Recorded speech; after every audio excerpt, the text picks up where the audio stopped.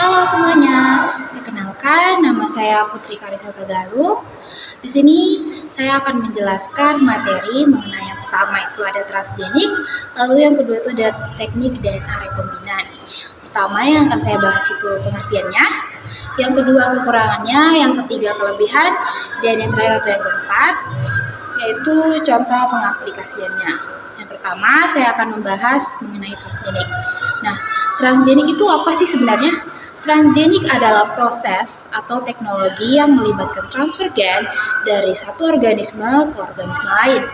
Ini dapat melibatkan pemindahan gen dari satu spesies ke spesies lain, termasuk dari tanaman ke hewan ataupun sebaliknya.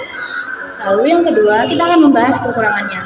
Yang pertama, resiko transfer gen ke organisme luar dan perubahan pada ekosistem masih menjadi perhatian. Yang kedua, masih adanya kekhawatiran pada keamanan pangan dalam jangka panjang. Yang ketiga, ketergantungan pada monokultur. Lalu kita akan membahas yang ketiga, yaitu kelebihannya. Yang pertama, memiliki ketahanan terhadap hama penyakit dan kondisi lingkungan yang tidak ideal. Yang kedua, digunakan dalam pengembangan obat-obatan dan terapi genetik. Lalu yang ketiga, yaitu tidak ketergantungan pada pestisida kimia. Nah, yang keempat kita akan membahas contohnya. Yang pertama itu ada tomat anti busuk, yang kedua ada domba transgenik, yang ketiga ada vaksin pisang. Nah, yang kedua, di sini saya akan membahas teknik DNA rekombinan. Yang pertama, apa sih teknik DNA rekombinan? Teknik DNA rekombinan adalah suatu mode dalam bioteknologi molekul yang memungkinkan penyisipan atau manipulasi genetik pada DNA sehingga menghasilkan organisme dengan karakteristik yang diinginkan. Lalu yang kedua, kita akan membahas kekurangannya. Yang pertama, keterbatasan pemahaman jangka panjang. Yang kedua, ketergantungan pada teknologi.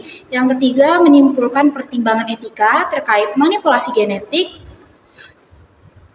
pada organisme hidup. Lalu yang ketiga, kita akan membahas kelebihannya. Yang pertama, dapat mengobati penyakit genetik dengan terapi genetik. Yang kedua, menghasilkan obat-obatan dan vaksin. Yang ketiga, DNA rekombinan digunakan untuk meningkatkan produksi mikroorganisme yang memiliki nilai ekonomis seperti bakteri. Lalu yang keempat, contoh aplikasinya yang pertama vaksin rekombinan, yang kedua ada terapi gen, yang ketiga adalah insulin dengan rekombinan DNA. Sekian video saya mengenai materi yang pertama itu ada transgenik, lalu yang kedua ada teknik DNA rekombinan. Bye-bye.